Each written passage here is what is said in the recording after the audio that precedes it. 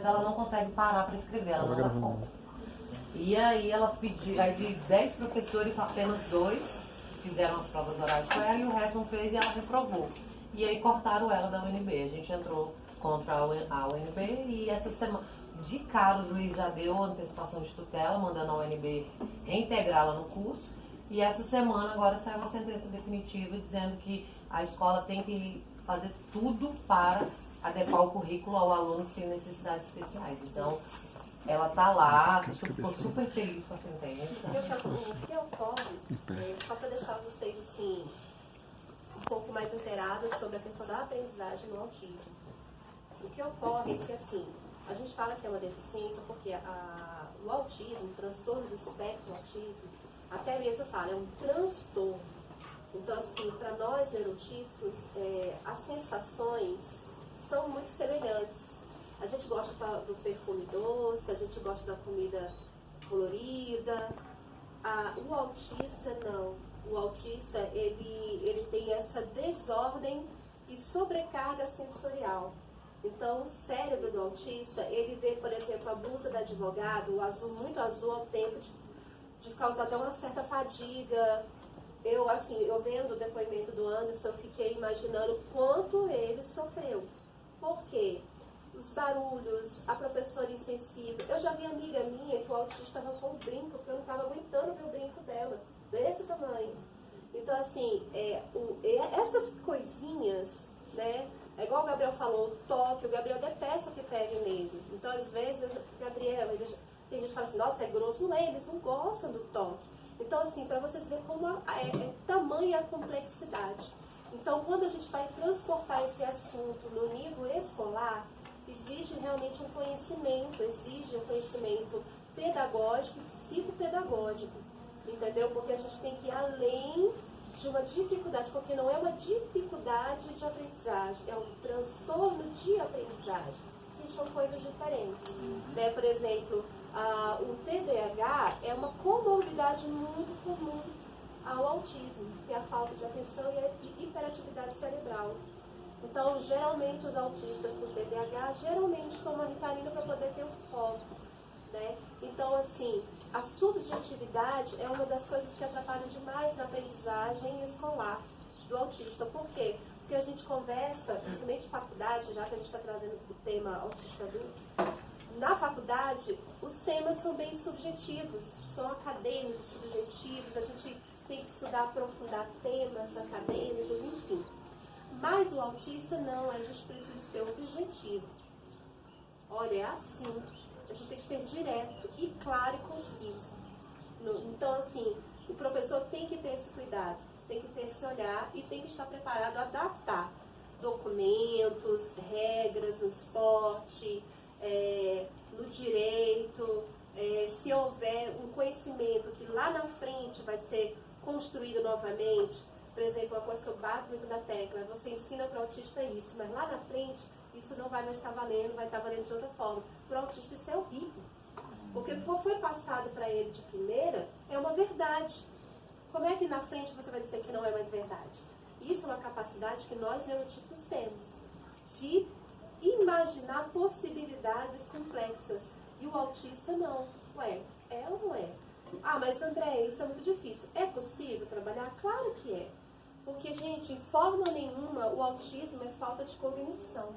O cognitivo, ou seja, a capacidade de aprender e de ensinar no autismo, ele é tão bom quanto do neurotípico. E muitas vezes até superior.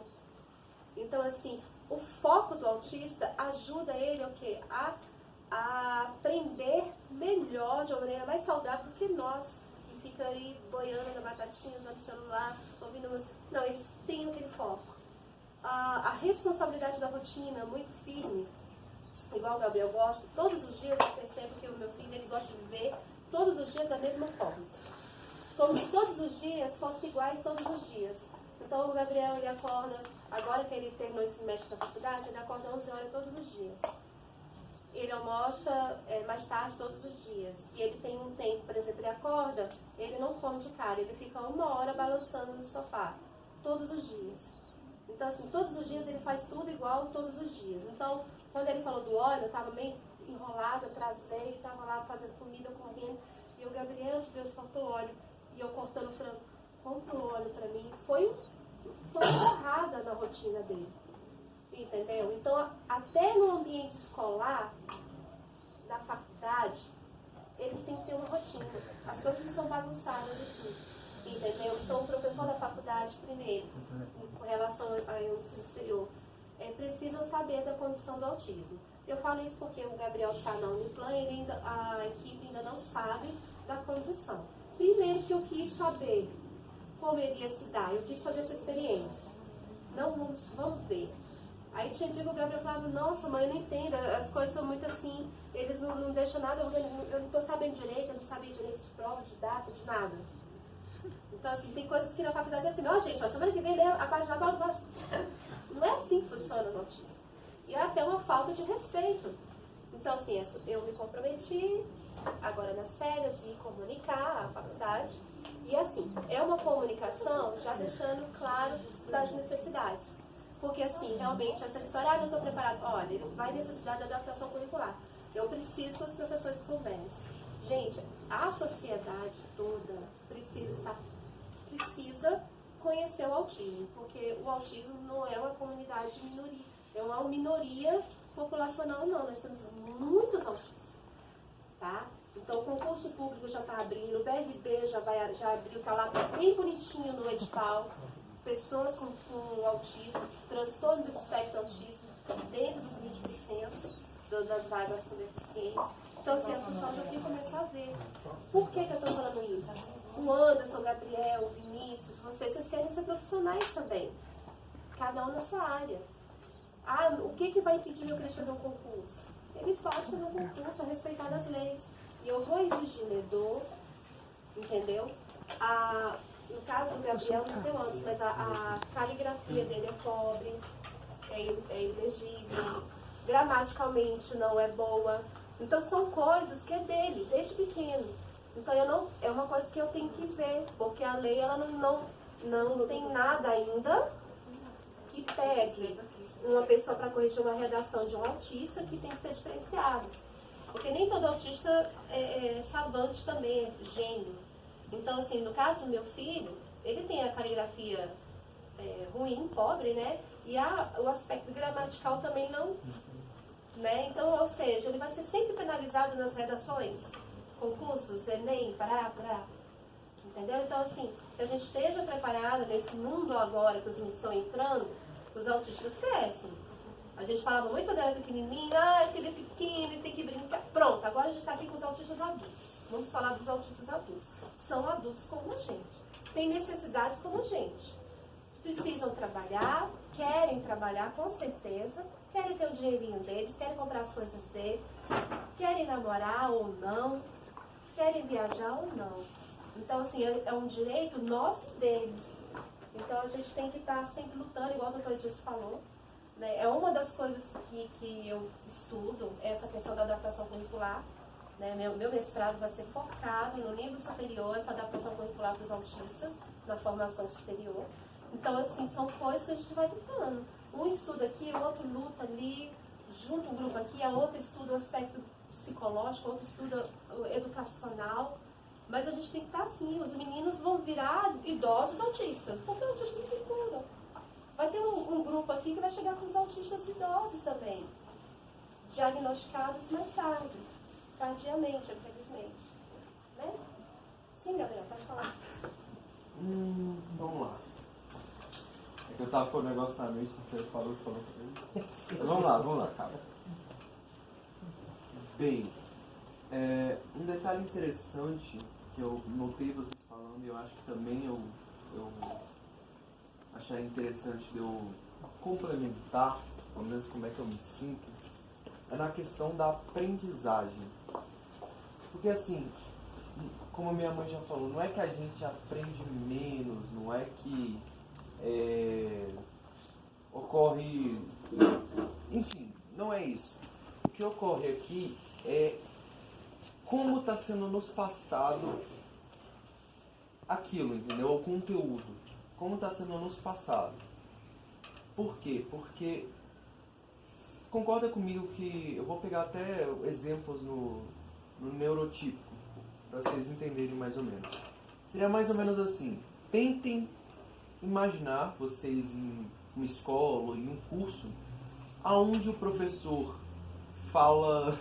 Vou só dar um exemplo aqui, onde o professor tem um sotaque mexicano, fala rápido. Deixa eu ver o que mais. Vocês não entendem bem o que ele está falando. O que mais eu posso pôr aqui? Enfim, vocês não entendem direito o que está sendo passado para vocês. Entendeu? Vocês chegam lá na prova, obviamente não entendeu bem o conteúdo, teve que correr atrás. Chega lá e não sai com uma nota tão boa. Sendo que os outros ali entenderam o que a professora falava porque eles são mexicanos. É um exemplo bobo, mas dá para pôr aqui. Você, por acaso, tirou essa nota porque teve dificuldade? Dificuldade eu quero dizer assim, porque não entendeu o conteúdo, ou foi porque não entendeu a professora passando o conteúdo para você? Entendeu? Então, basicamente, é assim que a gente se sente, sabe? Eu, pelo menos, me sinto assim. Quando o professor começa a explicar de alguma forma, às vezes muito rápido, às vezes muito complexa, eu não entendo. Simples assim. Eu não entendo. Eu posso tentar prestar atenção para o professor. Não entendi. Chega lá na hora, por eu não ter absorvido o conteúdo direito, acabo saindo prejudicado com isso. Entendeu? Mas não quer dizer que eu tenha dificuldade. Se eu for atrás do conteúdo, eu aprendo. Minha mãe mesmo já viu. Eu já virei noite estudando para tentar sair com nota boa, entendeu? Então, eu acredito que isso é algo que também tem que ser trabalhado, né? Só para vocês terem uma noção, eu estou estudando designer gráfico, né? Eu vi um conteúdo chamado Teoria das Cores. Se a teoria das cores já afeta qualquer pessoa, imagina um autista. Tipo assim, vamos pegar aqui, uma cor que afeta bastante. Laranjado, uma sala laranjada.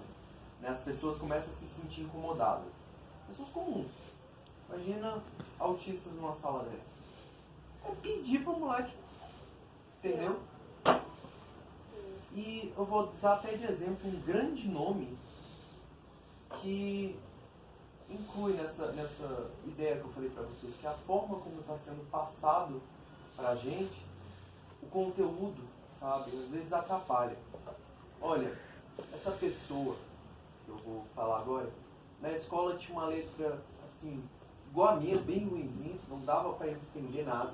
Essa pessoa tirava notas ruins em matérias como português, como, deixa eu ver o que mais, história. Essa pessoa sofria bullying por conta disso, e essa pessoa é Albert Einstein. Simplesmente um dos maiores gênios da humanidade. Entendeu? É um exemplo bobo. Se eu não me engano, Einstein ele era também, né? Sim. A teoria que sim. Pois é, olha aí. Entendeu? Então, acredito que é essa questão mesmo que temos que ver também. Às vezes não é porque a gente tem dificuldade, não é isso.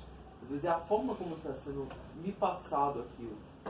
Vocês querem um exemplo básico do que aconteceu comigo? Matemática. Mãe, fala aí, até primeiro ano, segundo ano para baixo, como é que eram as minhas notas em matemática? Pode falar, à vontade. Alguma coisa. Eu chegava em casa, mãe, felizaço, sabe? A mãe já até imaginava, nossa, gabarito tudo. Mãe, aqui ó, 6, mãe, consegui ser. Tipo, era assim. Aí depois que veio a adaptação, o professor se adaptou melhor a me explicar de uma forma que eu entendesse. Agora, ó, não sou nem eu que vou falar, mãe, quais eram minhas notas no terceiro ano, quando já estava com adaptação? 9,5, 10. Era isso. Só para você ter ideia, uma coisa que eu até queria falar com vocês depois, doutora Edilson, essa parte legal dessas avaliações. Por exemplo, ele falou em matemática, estava estudando cálculo de área de triângulo. E a professora dele sempre foi professora de reforço. E ele só acertava tudo. No dia da prova, ele tirou 9 e errou uma questão. E ela pegou e falou assim, ué, Gabriel, mas isso aqui a gente fez 11 igual, olha só. Por que você errou? Aí ele, simplesmente, gente, porque o triângulo estava de cabeça para baixo. Aí a professora dele virou. E assim ele? Assim eu sei fazer. Então, olha só. Outra coisa, ele foi fazer uma redação do Enem, não, do PAS, que falava assim, metaforicamente, se você for deixasse um robô, Nossa senhora, deixasse eu uma odio. cápsula na Terra. Posso expor minha indignação? Posso expor minha indignação? Eu passei o ano todinho, minha professora de português me ajudando, dando ali dicas, né, gente, ó, pode cair sobre assuntos morais, assuntos de ética, cuidado, estudem isso. Pô, beleza. Fui lá olhar, pá, cheguei lá na hora. Se você fosse um robô e você, sei lá, morasse anos na frente, se você voltasse, o que você falaria pra humanidade? Deu muita vontade de escrever, tipo assim, então, eu não sou um robô. Como é que você vai saber? Eu não sou um robô, como é que eu vou saber? Sabe? Sei lá, se você fosse um cachorro, como é que você falaria com... Pô, que idiota, É sabe? a literalidade da Eu palavra. odiei. Eu não sou robô. Você está entendendo? É isso que eu até quero perguntar para você, doutor Dias. Porque o que ocorre? Não está avaliando o conhecimento. A partir do momento que é elaborado pelo MEC um documento oficial para avaliar um aluno, sendo que esse aluno é autista e ele não vive subjetividade, como é que ele vai fazer uma dissertação dele ser um robô se ele nunca foi um robô?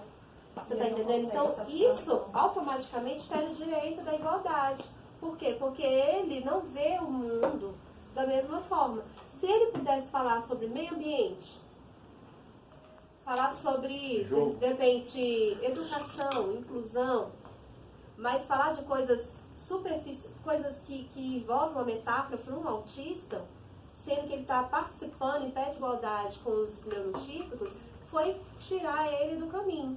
Ah, mas tem autista que consegue. Tem autista que consegue, mas tem autista que não consegue, por conta do próprio transtorno do espectro, que ele é enorme, ele é gigante. Né? Não é à toa que ele, quando era pequeno, tinha medo da chuva de canivete, ficou magoado comigo porque eu disse que eu colei chiclete na cruz, porque eu não estava me deixando louca lá em casa. Eu falei, ai meu Deus, eu acho que eu colei chiclete na cruz. Ele, mãe, você fez isso com Jesus? Então, assim, olha a seriedade depois disso tudo. Coisas que pra gente é uma bobagem, eles levam fielmente. E isso, dentro de uma escola, é fator de bullying. Os meninos começam a rir, começam a perseguir aquele que não está entendendo por que está sofrendo. Então, assim, eu acho que que isso é uma coisa muito legal, né? Que exige lei. Porque realmente hoje a gente tem ledor, a gente faz prova sozinho, escritor, se for o caso, mas ele vai ser avaliado por aquilo que ele escreve. Ele, ou, na minha opinião, como professora, ou ele era dispensado dessa avaliação, ou ele seria avaliado de uma outra forma, porque ele não ia estar ali 100% gramaticalmente, 100% numa redação. Né? Então, assim, é injusto, porque em países desenvolvidos, eles não fazem isso, eles não desperdiçam em nada o talento de um autista. Você está entendendo? As empresas preferem os autistas, os TIs, né? Então, assim, são coisas que aqui no Brasil a gente ainda... Eu entrei num grupo de WhatsApp de emprego, todo dia eu procuro emprego para ele, todo dia eu procuro emprego. E eu estou percebendo que os portadores de deficiência, o salário é um pouco menor. E eu falo, ai, como assim? Eu até ia perguntar, doutor Edilson. Tem um Por que paga menos? E para o transtorno do espectro você não vê. Então, aí como se a sociedade visse o autista desqualificá-lo como se fosse um deficiente do deficiente.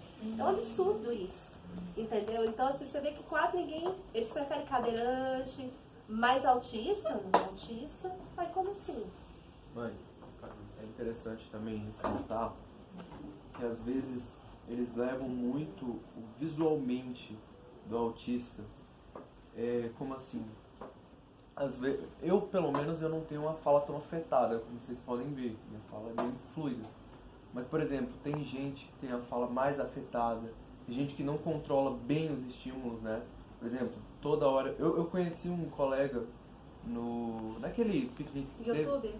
Não, naquele piquenique que teve. Ah, sim, sim.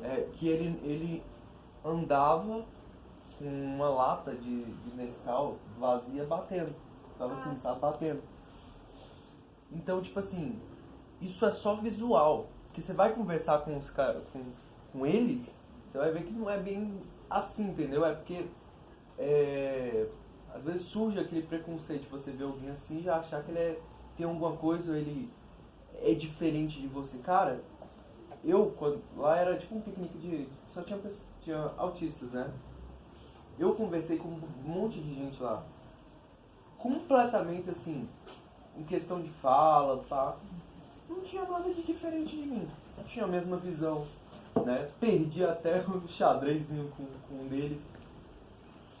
Tem um caso que teve, eu não vou saber o nome da garota agora, mas é que dá de exemplo, que era uma garota que ela não falava. Como é que era o nome, mãe? Só pra mim. Amanda? Não, a garota que escreveu um livro até. É Foi a impressionante. Carly, uma americana. É, a garota, vocês já ouviram a história mais ou menos? Não, né? A garota não falava.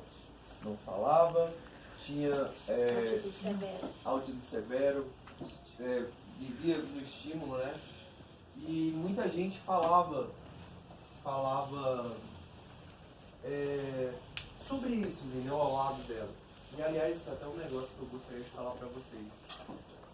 Assim, comigo, né? Falando isso mais pra mim. Se tem um negócio que machuca muito os autistas, é olharem as pessoas de fora falando de você sem entender.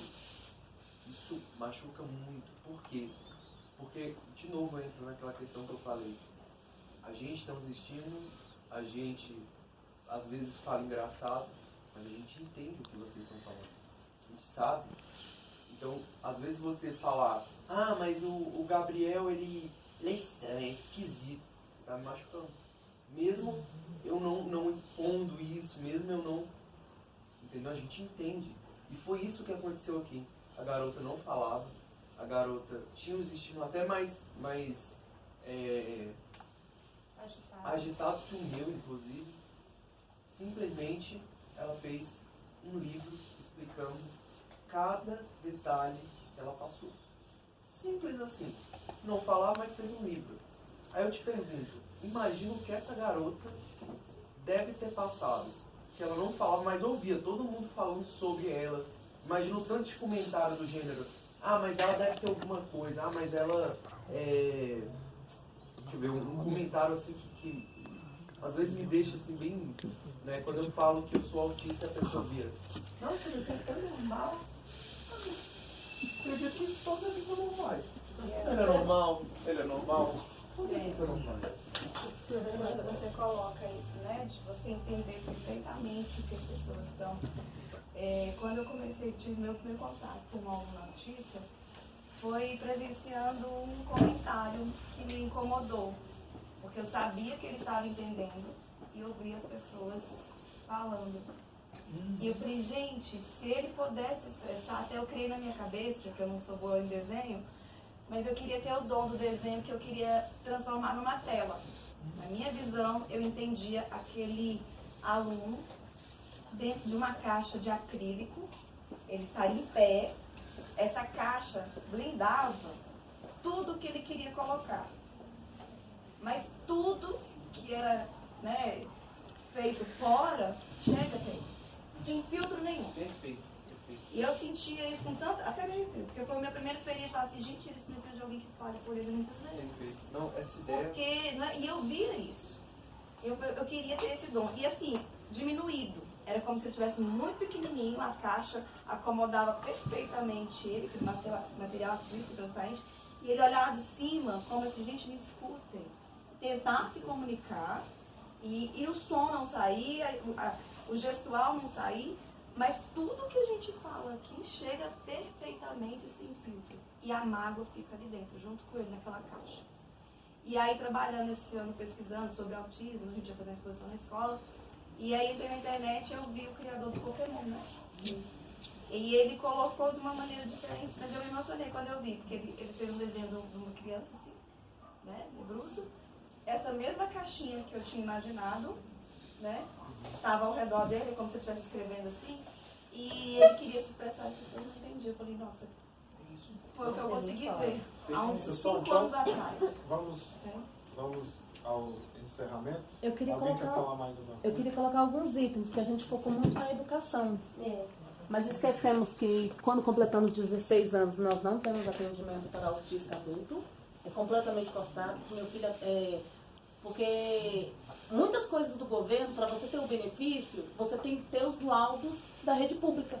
Então, assim, se você quer comprar um carro, um benefício, você tem que ter o médico assinando. 2 médicos. E o diretor. Então, isso é claro. Não tem. Meu filho ainda continua na rede pública justamente por causa disso. Porque todos os laudos têm que ser ladados pelo SUS. E aqui em Brasília só tem a rede pública, não tem convênio. Então, assim, e não tem assistência. Ele só tem o psiquiatra, não tem psicólogo, não tem nada.